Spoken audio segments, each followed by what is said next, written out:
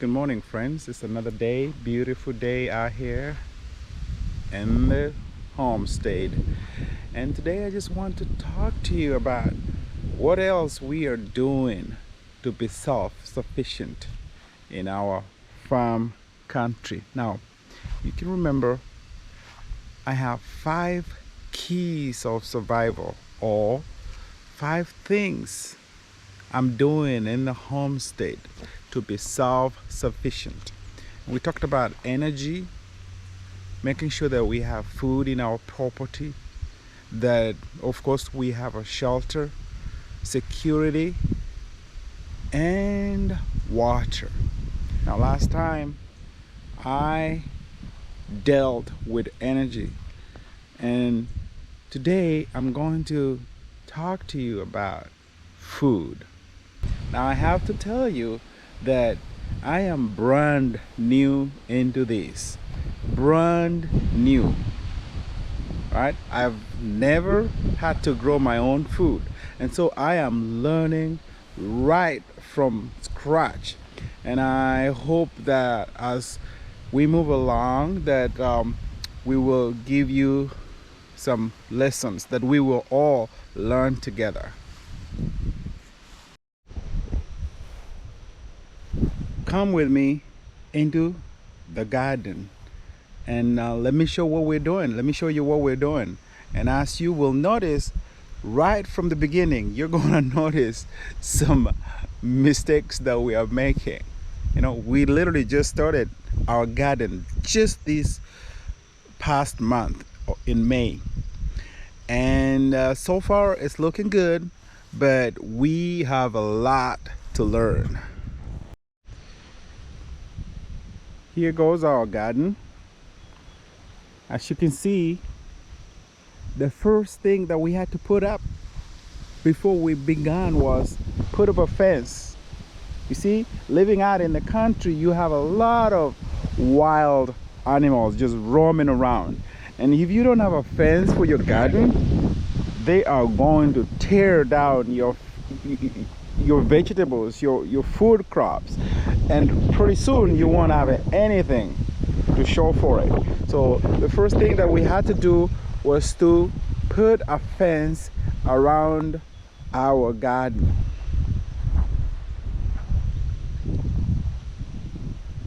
And the fence goes all the way around, and only one gate that goes in, and I'll show you now.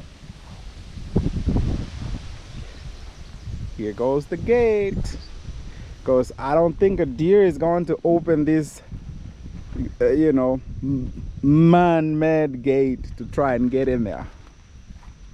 Now when we were trying to decide what are we going to grow, what is going to be the first thing for us to grow in our garden. We looked and see, what do we consume most in our household? Is this something that we can grow our own? And that is where we began. Right here is a bed of kale. Right? It's a bed of kale. Now we use a lot in our family. We use a lot of kale. Right? That's why we have planted quite a lot of kale, and it's 2 different varieties. That's kale, and also over on this bed is another kind of kale.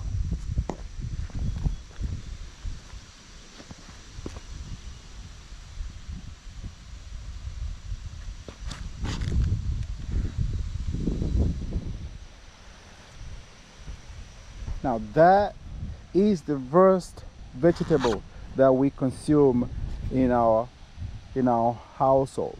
Now the next thing is we love tomatoes. We love tomatoes. We use tomatoes for everything that we cook in our home. All right?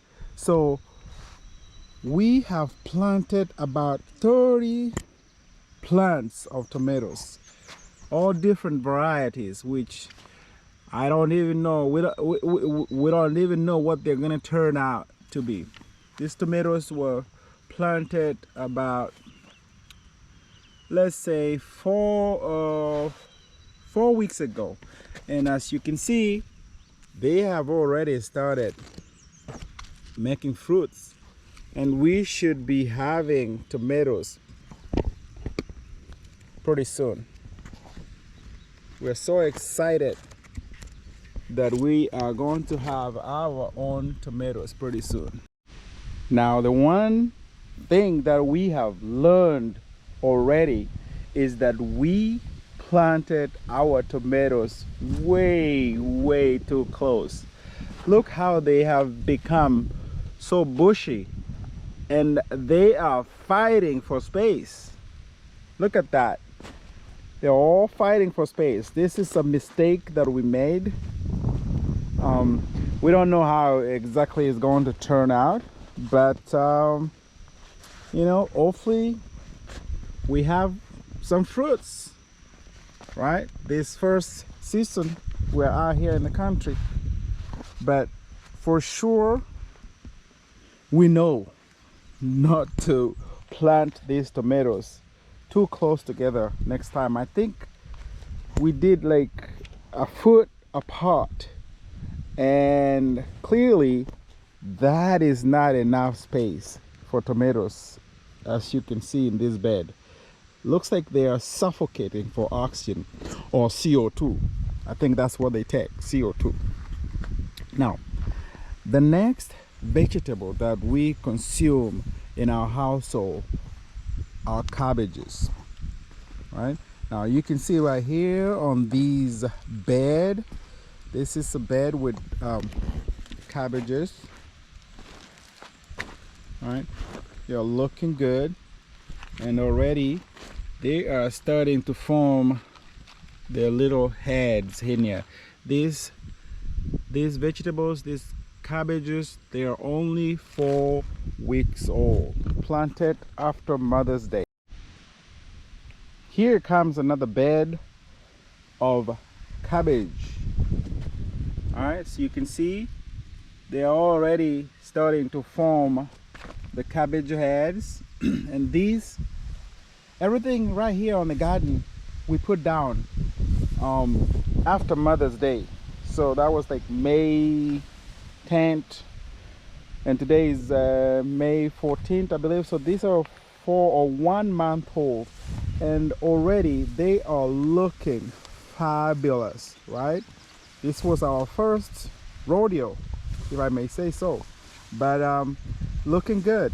Now here comes a little tiny bed of onions. We use a lot of onions in cooking, for cooking in our household, and there was quite a few on this bed, but it seems as though some of them died. You see that whole space? It's nothing there. But it's a learning process. It's a learning process. We're going to be figuring out why some of them died. Now, there's, as I said, we use a lot of onions. So there's also another bed of onions that I'm gonna show you right here. These ones are looking good. This is another bed of onions. Now, right here, it looks as though all of them are thriving. They look nice and healthy. Oh well. Now, if we couldn't go to the store and buy cooking oil, how can we make our own oil in our home? Now, that is where this bed comes in. These are sunflower seeds, also 4 weeks old. Right on this bed, this is sunflower seeds, 4 weeks old. Now, these seeds, you can eat them, you know, raw. You can use them to make vegetable oil that you can use for cooking. And they have a lot of nutritional value. So we planted quite a few of them in our property. Also, seems as though they're a little too close, but hey, it's a learning process. Hopefully next time we'll do better. We'll see how these ones do this year. That's one bed of sunflower seeds, and over here is another bed of sunflower seeds at the edges, right? Sunflower seeds at the edges, as you can see. And then in the middle, potatoes. Look at that, potatoes. We used to go into the store, get a bag of potatoes, but we do love potatoes, right? So we decided that it was going to be one of our first crops to plant in our garden. And as you can see, they're already looking good, right? It's not a lot of potatoes.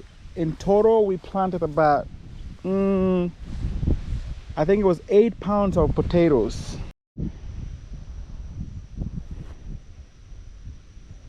Here on this bed, we have corn and beans. Corn, and these are actually bento beans. Now, it looks as though not all the corn or beans came out of the ground, and we don't know exactly what. This is a clay soil, and the corn and the beans were planted directly onto the clay soil. So we're going to try and figure out why not all of them sprouted and grew, but whatever came out is looking good. Whatever came out of the ground is looking good. But going forward, we're going to try and find out what we can do to have our corn, you know, every kernel of corn that we put down come out. Now here we have watermelon plant right here all by itself, and first time ever growing a watermelon, so we will see how it turns out. All right, that's a watermelon. There's a few more plants of watermelon. Here is pumpkin, right? Here is a pumpkin. And pumpkins are one of those things that we also love in our house. So we decided that we were going to put some pumpkins on our garden. And so far it looks good. In this planting container, we put in here butternut squash. Starting to yellow a little bit, and it doesn't look very healthy, right? Not very healthy. So we're going to keep an eye on it and see what comes out of it, and then we'll figure out what we'll do better next time. Here's another one. It's another butternut squash. As you can see, it's already flowering. Everything on our garden, as I said, is exactly 1 month old. But this one is also not looking very healthy. But we will keep monitoring it and look and see what comes out of it. Now on this is another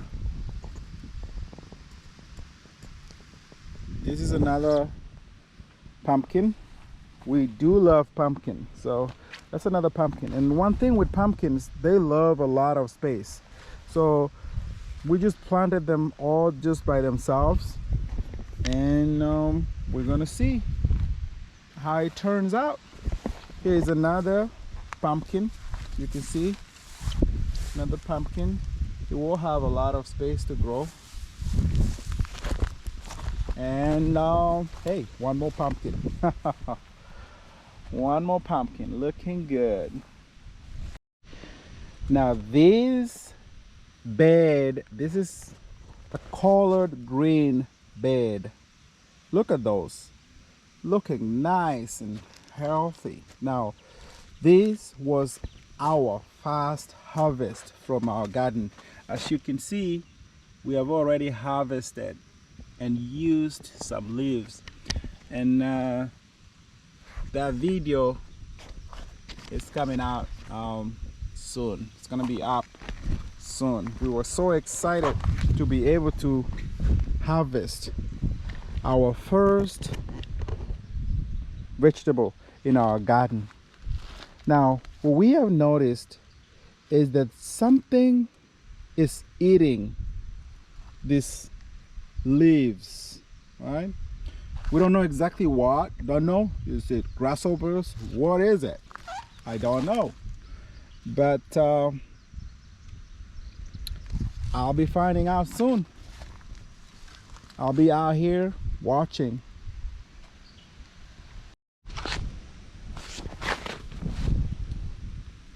Here's another watermelon. It's nice, it's small, tiny, you know, but it is starting to make flowers also. So hopefully we will have some watermelons to show for it this summer. Now the first thing that I ever put down on this garden was this cabbage.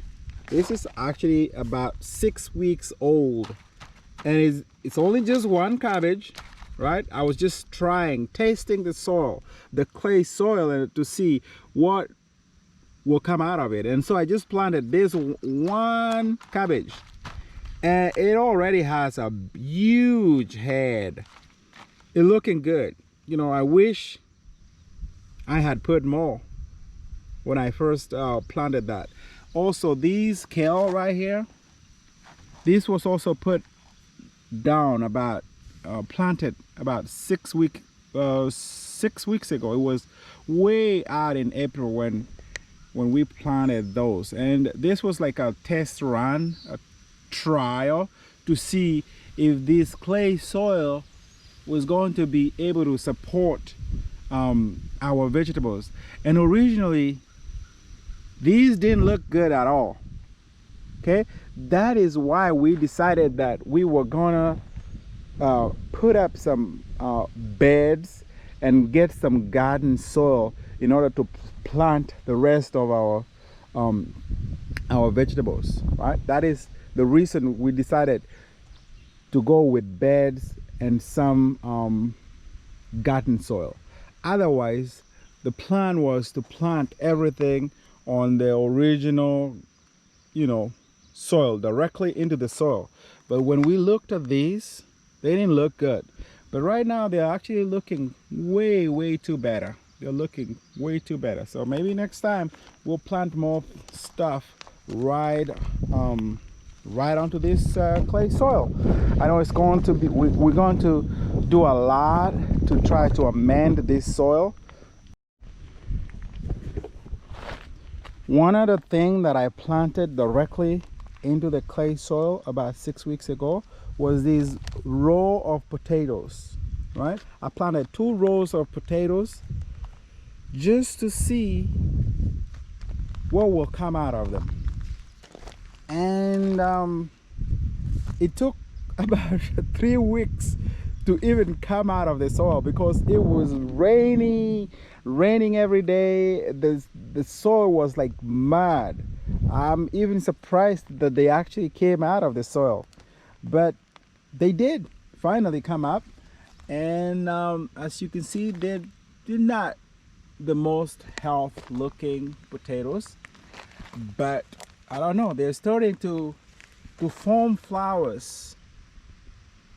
So hopefully we will have some potatoes this summer. right? This is only like, you know, 2 rows of 10 potatoes. Some of them didn't come out, but directly planted into the native soil. Not too bad. Here is a row of strawberries, right? Strawberries. These strawberries were also planted right onto the native soil. They're still there, so we'll keep monitoring. They don't look too bad. We'll keep monitoring them to see what comes out of them.